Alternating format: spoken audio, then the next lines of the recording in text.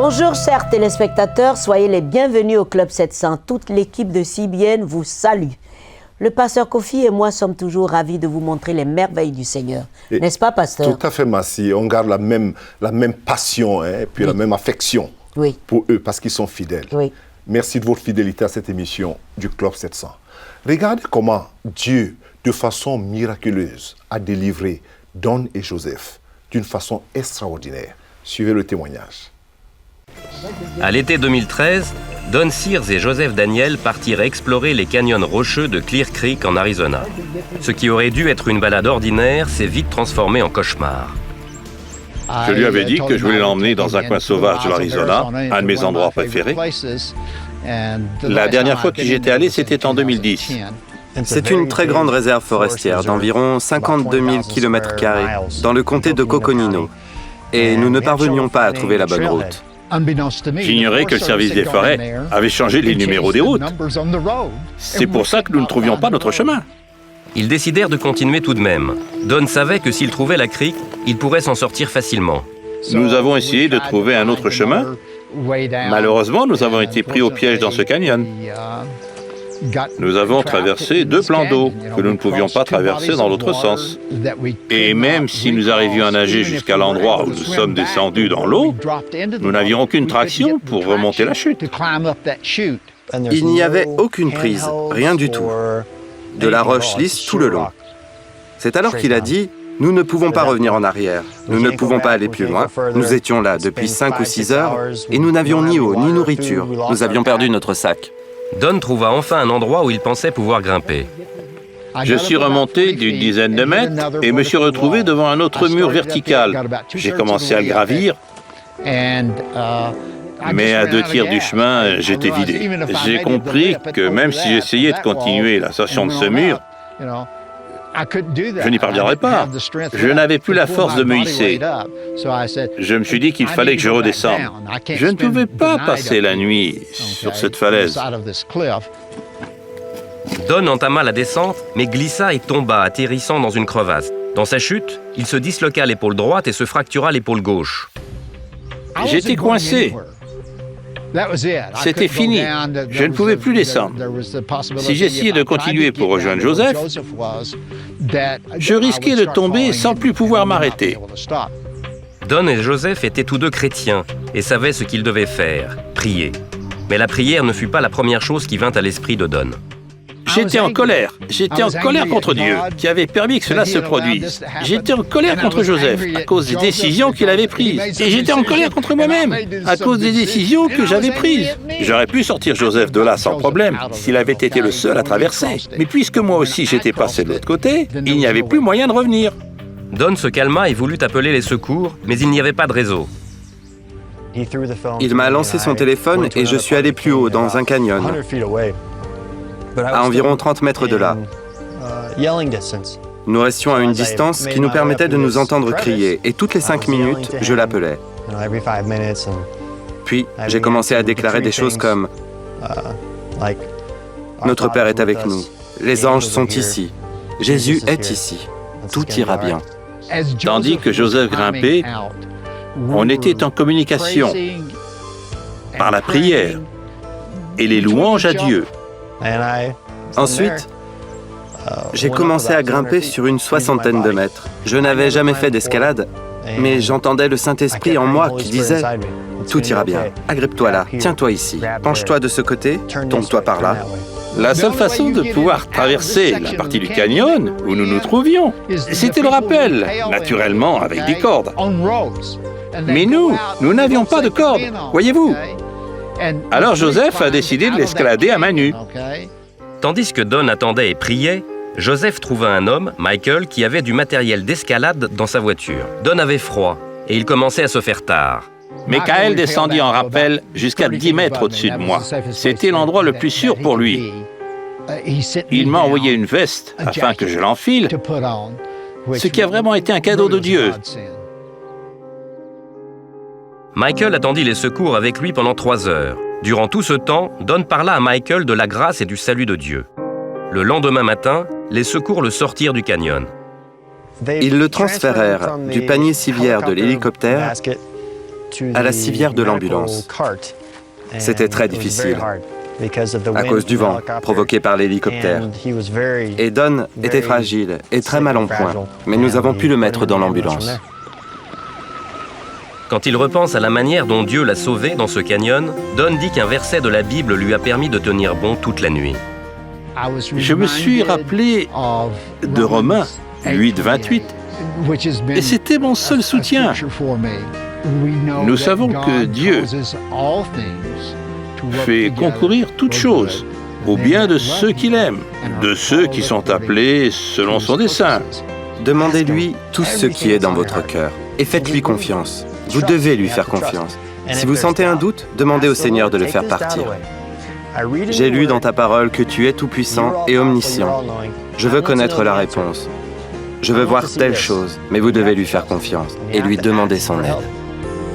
Quelle aventure, hein? Quelle aventure. Quelle aventure. Juste en voulant prendre du bon temps, explorer la beauté de la nature, et les voilà coincés au point de perdre la vie. Hein? C'était sérieux. Oui, en fait, plus que sérieux. Oui. Parce que ça, c'était déjà... Non seulement ils avaient perdu la direction, oui, mais ils étaient en train de mourir. S'il n'y avait pas l'intervention divine. Non, ça, c'était vraiment l'intervention divine. Parce que le vieux papa, il perdait la vie. Mais ce qui est touchant, oui, c'est ce que la prière faite du Seigneur, c'est-à-dire ce cri. Si c'est mon temps. Si c'est mon temps. Oui. Voilà, et comme la Bible nous dit, au jour de la détresse, invoque-moi. Je te répondrai. Oh, j'aime ce Dieu-là. Il répond toujours. Toujours. Au jour de la détresse, invoque-moi. N'est-ce pas? Oui. Et c'est touchant. Merci. Très. Alors là, nous allons retrouver Massy et le pasteur John Snyder nous parler d'une préoccupation très importante dans son livre intitulé « Après avoir commencé par l'Esprit ». Suivez. Bonjour, pasteur John Snyder. Vous avez écrit 2 livres. L'un qui a un titre très évocateur, « Après avoir commencé par l'Esprit ». Je l'écris parce que c'est si nécessaire de glorifier le Seigneur dans tout ce que nous faisons et de bâtir selon ce que l'Esprit de Dieu nous dit. Paul disait dans Galates 3, c'est que c'est facile de commencer par l'Esprit, mais de continuer par la chair. Et donc vraiment ce qu'il essaie de nous dire, c'est on a besoin de commencer par l'Esprit de Dieu et laisser l'Esprit de Dieu nous diriger dans toutes choses. C'est toujours ce désir d'enseigner qui vous amène à toucher à certains points pour interpeller l'Église du Nouveau Testament? Oui, je crois que vous avez raison, parce que si on n'apprend pas ce qui est nécessaire, ça sera très difficile d'achever n'importe quoi. Donc, les principes et la fondation de la parole de Dieu, les choses spirituelles, ont besoin d'être établis dans l'Église d'une telle façon qu'ils vont être pratiqués et que le Seigneur va travailler parmi nous de la façon qu'il voudrait. Est-ce que vous pensez que l'Église a mis de côté le Saint-Esprit? Je crois que c'est très facile à le faire, parce que c'est facile de mettre notre confiance dans notre personnalité, dans notre habileté, dans les choses qu'on fait, et d'oublier que le Seigneur est le chef de l'Église et qu'il désire de nous diriger par son esprit et qu'on a besoin de pratiquer la patience pour entendre sa voix. On a oublié que c'est vraiment une situation de coopérer avec l'Esprit de Dieu et de laisser le Seigneur diriger. Est-ce que vous avez un exemple frappant qui vous a amené à être conscient et écrire ce livre? Oui, quand notre Église a commencé dans notre région, c'était à peu près 1981, nos intentions étaient vraiment bonnes, mais après 7 ans, on était fatigués et on allait en cercle et les choses ne marchaient pas. Et je me suis dit, Seigneur, on a besoin de ton aide parce que c'est pas la façon que tu veux construire l'Église. Et donc, avec cette réalisation, de cela a développé les choses qui sont dans ce livre. Mais qu'est-ce qui se passait vraiment qui était douloureux? Ce qui est douloureux, c'est de voir que si on ne travaille pas selon la parole de Dieu, la voix de Dieu, les choses ne marchent pas. Les gens ne grandissent pas spirituellement et la joie du Seigneur nous manque, la présence de Dieu n'est pas manifestée et ce qu'on construit devient vraiment un mélange d'idées, de programmes, de toutes sortes de choses, mais c'est pas quelque chose qui glorifie le Seigneur.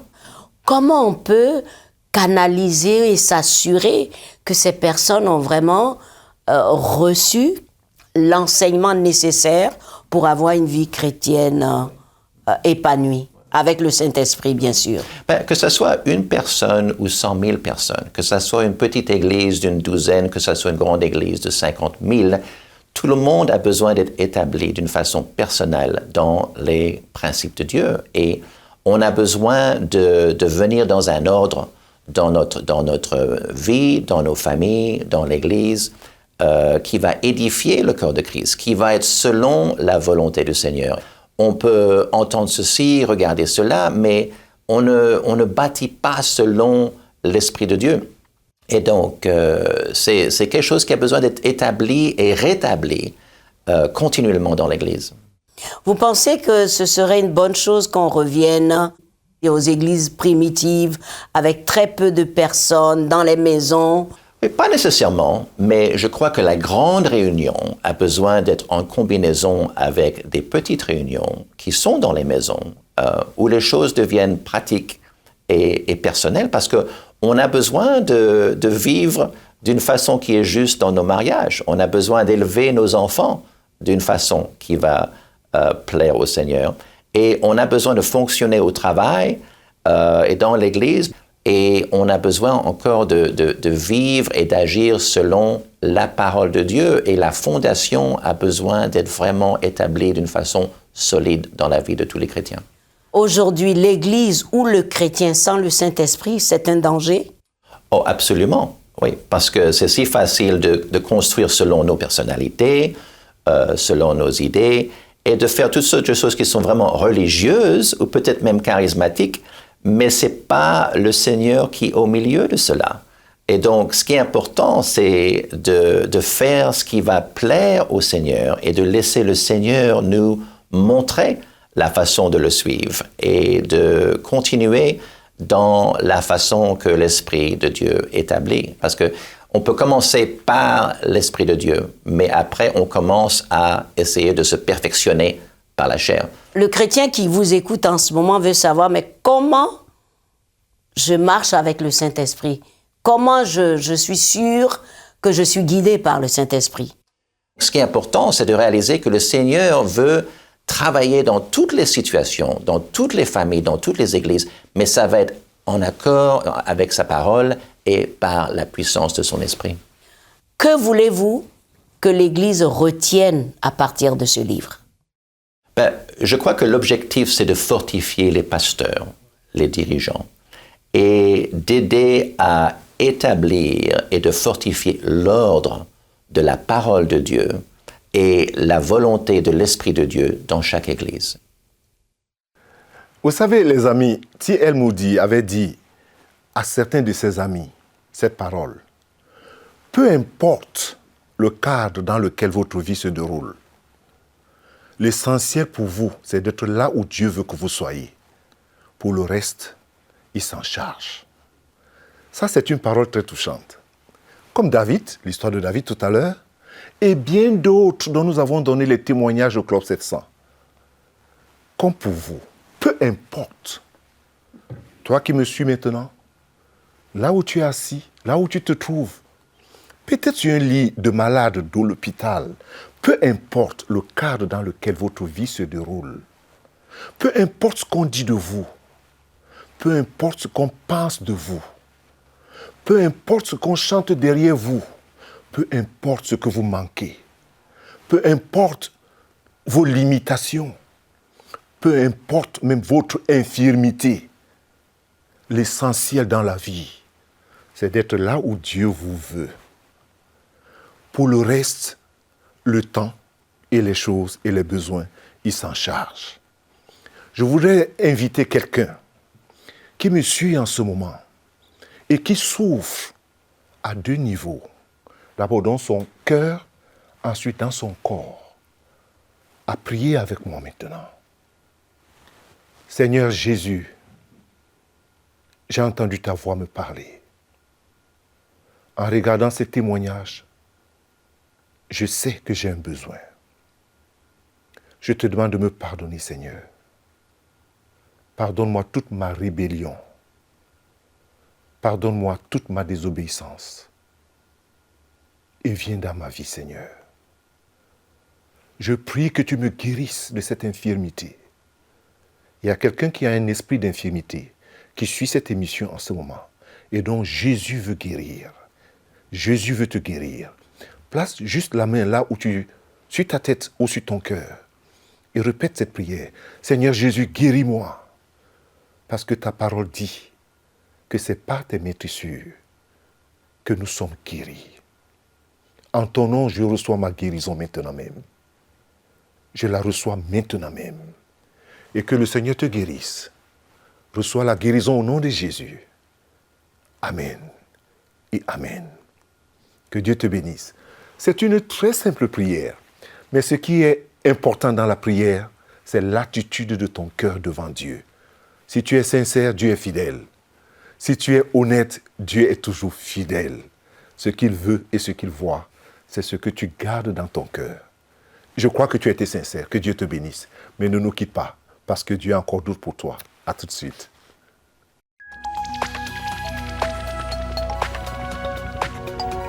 Si vous avez des questions spirituelles, des besoins de prière ou même si vous avez besoin de conseils, n'hésitez pas à nous contacter aujourd'hui à cette adresse ou au numéro suivant. Nos conseillers sont là pour vous aider. N'oubliez pas, nous sommes là pour vous.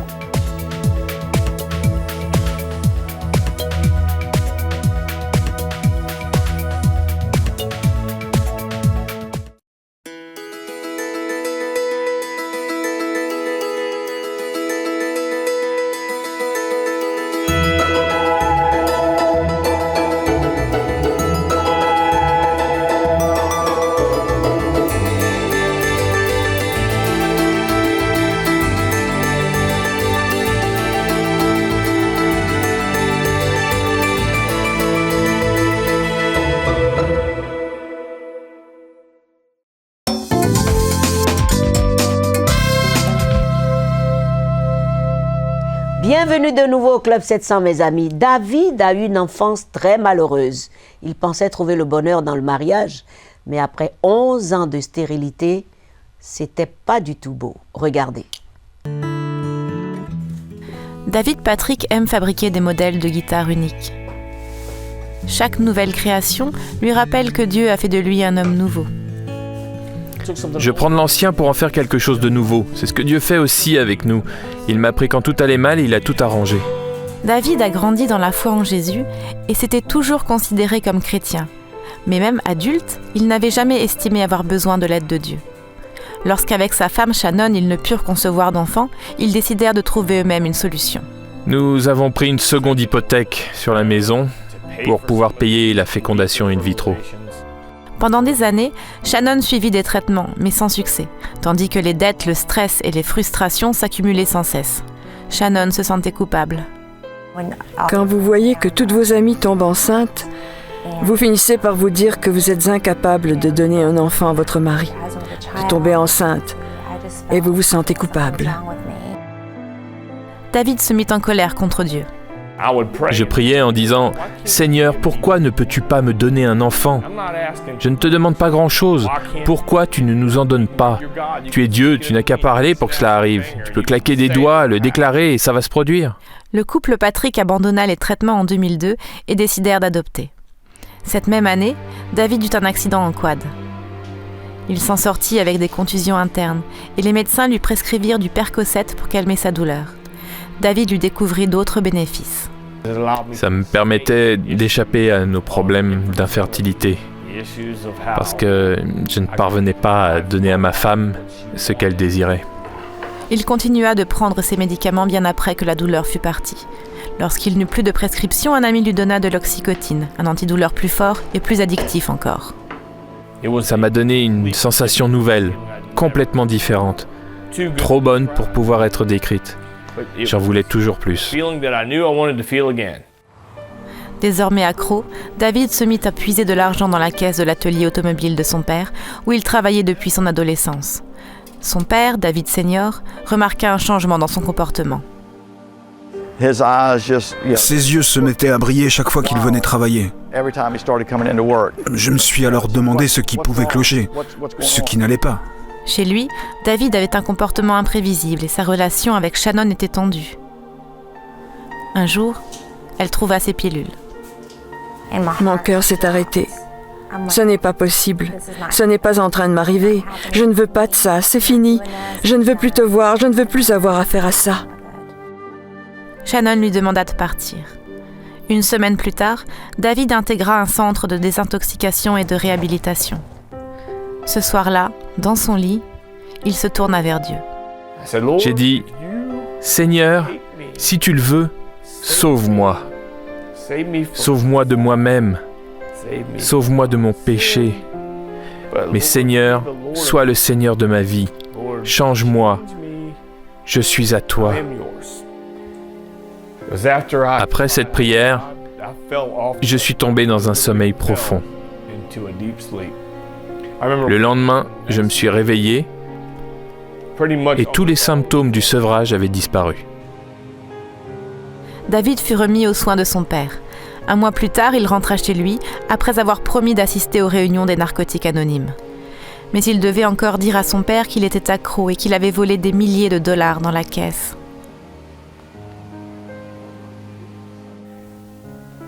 Il m'a pardonné. Il a dit, mon fils, je t'aime et je veux que tu t'en sortes. Je veux juste que mon fils aille mieux. Je lui ai tout pardonné.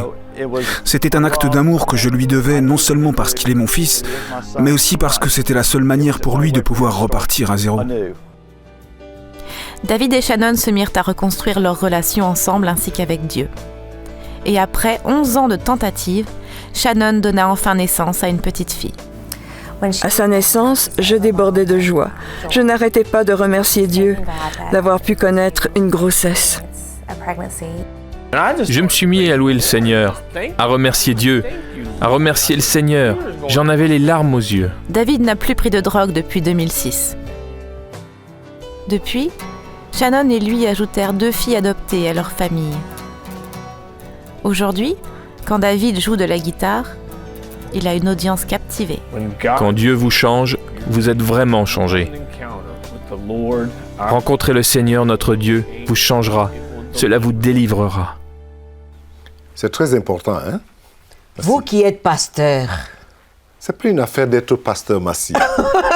C'est un principe de la vie chrétienne. Merci, surtout. c'est vrai. Ça n'a rien de titre. Ça n'a rien de titre. Non, c'est un principe fondamental de la vie chrétienne. Et comme je le disais, après avoir lu ce livre, on ne peut pas vivre la vie chrétienne sans le Saint-Esprit. Je comprends pourquoi Jésus a dit « Il est bon que je puisse m'en aller ». Et qu'il a encore ajouté en disant « Car sans moi, vous ne pouvez rien faire ».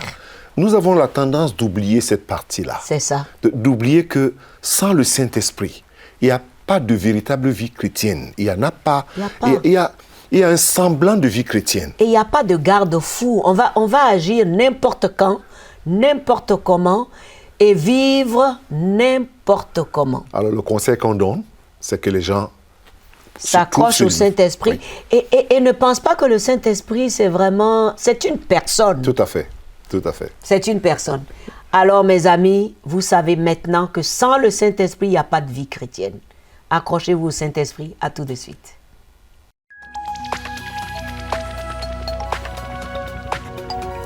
Si vous avez des questions spirituelles, des besoins de prière ou même si vous avez besoin de conseils, n'hésitez pas à nous contacter aujourd'hui à cette adresse ou au numéro suivant. Nos conseillers sont là pour vous aider. N'oubliez pas, nous sommes là pour vous.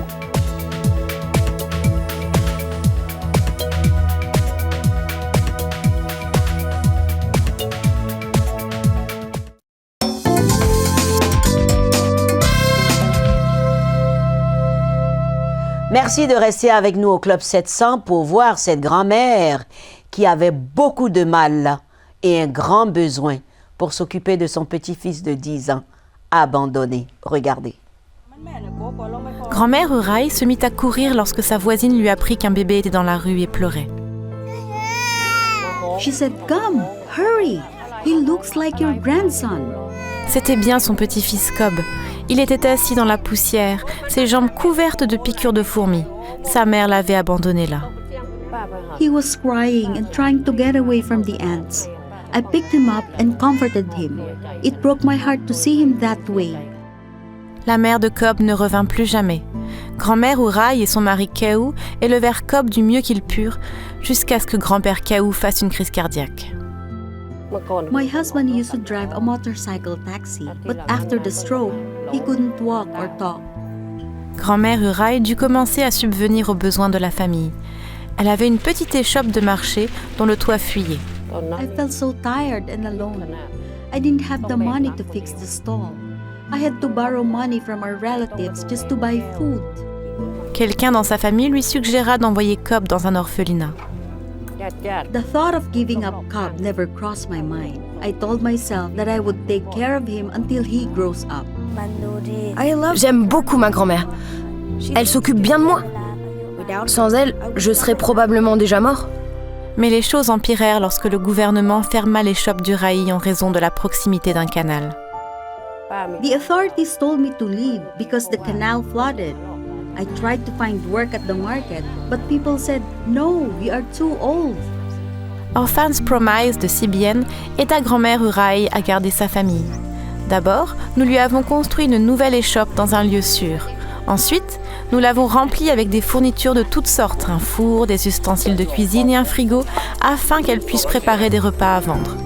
L'état de grand-père Kaou s'est tellement amélioré qu'il aide à présent dans le magasin. Since Orphans Promise helped us, we have been earning 6 times more than I used to make. Business is so good that sometimes we run out of things to sell. J'aime notre nouveau magasin. Il aide beaucoup notre famille. Merci Orphans Promise. Merci Seigneur. Vraiment, merci Seigneur Merci, pour Seigneur. tant d'amour. Merci Seigneur pour tant d'amour et Exprimé. merci pour tous ceux qui contribuent et qui donnent. C'est le même appel, Massi. C'est le même appel à continuer dans la chaîne d'amour, comme tu dis. Absolument, absolument. Et si vous avez été touché par cette histoire, n'hésitez pas, nous vous encourageons à téléphoner à nos bureaux, à faire vos dons et à ne pas briser la chaîne d'amour. Cette émission se termine avec joie, n'est-ce pas, pasteur? Avec beaucoup de joie, pas seulement avec joie. Oui, beaucoup de joie, Massi. de joie. Et de plaisir. Vraiment. Et n'oubliez pas, la source de la joie, c'est Jésus-Christ. Soyez bénis, à bientôt. Au revoir.